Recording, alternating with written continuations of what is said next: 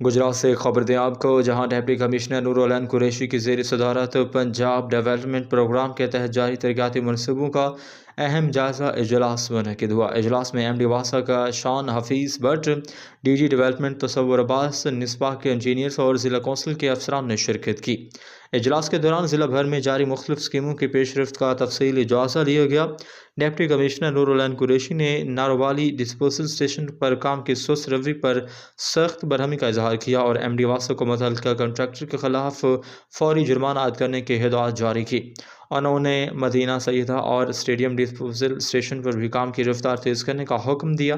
बाद हज़न deputy commissioner ने stadium में ज़ेर तामीर 100 क्यूसेक के बड़े डिस्पोजल स्टेशन का खुद दौरा भी किया।